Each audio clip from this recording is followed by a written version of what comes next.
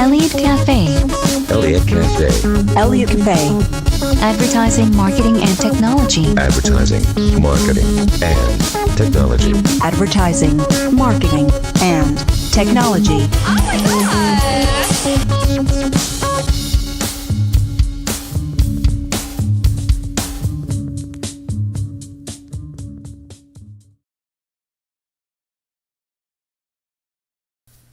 This is a brief tutorial on Google Adwords.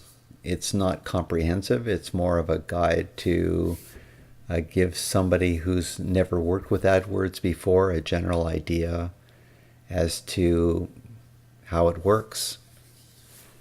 I'm going to focus on Campaign tab, the Ad Group tab, the Ads tab, and the Keywords tab. And down the left side here we see display, remarketing, and search. The thing that people do most often with Google AdWords is run search campaigns, so I will focus on that. I'm going to click on that right now so that I can see the subset of search ad groups. We've got this a martial arts business, so we've got different types of martial arts: wrestling, martial arts, jiu-jitsu, boxing. Got brand protection, which is protecting the brand of the company, and boxing training near me. So that's a vicinity, proximity kind of ad group. So an ad group is a collection of ads and keywords that are closely related to each other. I'd like to go through the columns here. We've got maximum CPC, that's cost per click. So we're setting our bid for each of these ad groups at $5. It shows here for the span of time that I've got set to the last 30 days. It shows how many clicks have happened in the last 30 days on those particular ad groups. We see the number of impressions, which is how many times the ad was served, could have been seen by somebody searching, and CTR, which is the number of clicks divided by the number of impressions. That's a very important metric. And you can see here we've got a range from 3.7 all the way up to 22%. We've got average cost per click. We have total cost for the time period, average position, which means how far down from the top of the search result page. You can see this is all pretty much in the number one position. Conversions, which I won't get into too much, but essentially it's how many people clicked and then went to the site and then did something such as fill in a form or actually call the advertiser. Total cost, conversion rate, percentage. All conversions view through, I don't want to get into conversions that much, but essentially it's how many people that clicked actually went even further and did something on the website that the advertiser wanted to happen. Most typically that would be filling in a contact form and reaching out and going from anonymous to identified. There's lots of things you can do with a campaign. You can set daily budgets. You can set geo-targeting. What area do you want to focus on? Where do you want to serve the ads? That can be a very small area or a very large area. It can be an entire country if you want. Then we look at the ads. The ads are ranked by percentage served, number of clicks, impressions, CTR, cost per click. So a lot of the same metrics that we saw on the previous tab, but it's really good to go in and see how the ads are performing. So here's a typical ad here. If I click, it's warning me if I change it that it'll reset all of the data metrics. I'm not going to change anything. The first box is the destination URL. So if somebody clicks the ad, where are you going to take them? It might not be the home page of the website. It might be some inner page or landing page of the website. You've got two lines, or sorry, this line here, which has a maximum of 30 characters. That's headline number 1. You can see 30 characters there. And then this one here, which is also 30. It's headline number 2.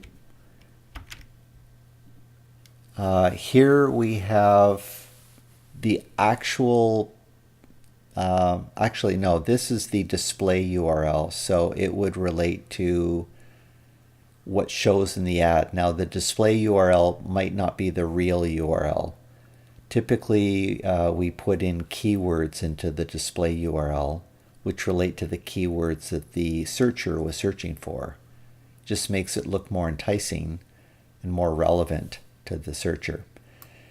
Then the body of the text. If I remove that, we see there's a total of 80 characters available there.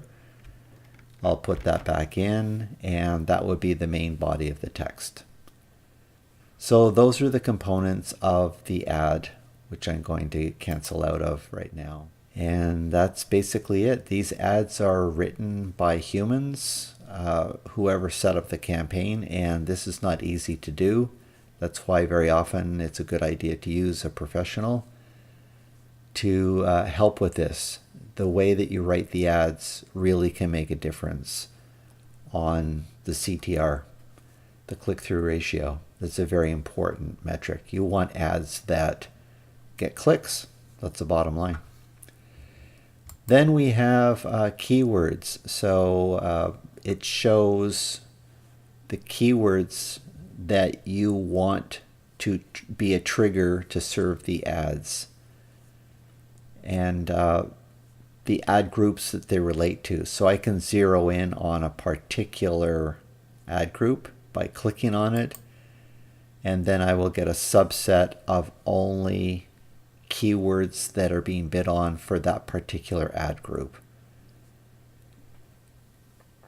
You'll notice that these keywords have double quotes. That's called a phrase match. And there are different kinds of matching. There's broad match, exact match, and phrase match. Broad is very broad. It means those words could be anywhere in the search string of the searcher. Exact match means they have to type exactly what you put there. And phrase match means that the phrase has to be in the search string, but there could be other words either before or after that particular phrase. I'm just going to leave it as is right now. Sometimes you'll see a plus sign like this, which means that those particular words prefixed by the plus sign must appear in the ad, but not necessarily in any particular order, and that there could be other words interlaced with those words. But those words with the plus sign all have to be in the search string to trigger the serving of the ad. So those are the main things to know about in terms of Google search, running Google Search AdWords. It's very interesting to look at the metrics here and essentially see, because you can search or sort on any column. So if I click on the click column, it'll show me which keyword triggered the most ads. As you can see, the keyword martial arts by far triggered more impressions and more clicks than any other keyword in this particular ad group. So, and it's no surprise because it's a very generic keyword, but it's good to know which keywords are actually performing. You've got some here that are 0. Doesn't mean that they could never get clicks. They are getting some impressions, but they're not getting clicks. So maybe that's because the ad isn't written very well.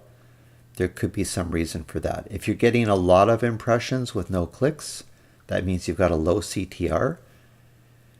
That might mean that the ad is a problem, or maybe that keyword should be sliced off and put into another ad group.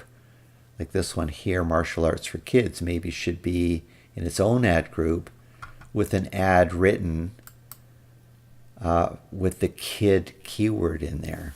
Now here we've got one ad that says adult and kids programs, but it might be better to just focus on kids only and adults only, kind of isolate them.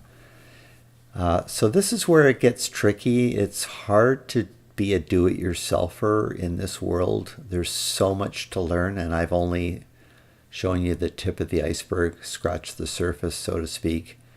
There are many, many things that need to be learned and looked at. It really pays off, at least for a period of time, to have somebody help you. So that's our show for today on AdWords. I hope it was helpful. If you didn't know anything about it, it should give you some kind of idea as to how it all works, especially seeing the back end, knowing some of the things that you need to know about, the terminology. Whether you do it yourself or delegate it, you should know the basics of how it all works. Google AdWords can be incredibly rewarding, or it can be an incredible waste of money. It all depends on how you roll. And the more you know, the better game you're going to be able to play, and you'll be happy with the results and probably use it as one of your web marketing techniques. In the meantime, have a good day, and thanks for visiting Elliot Café.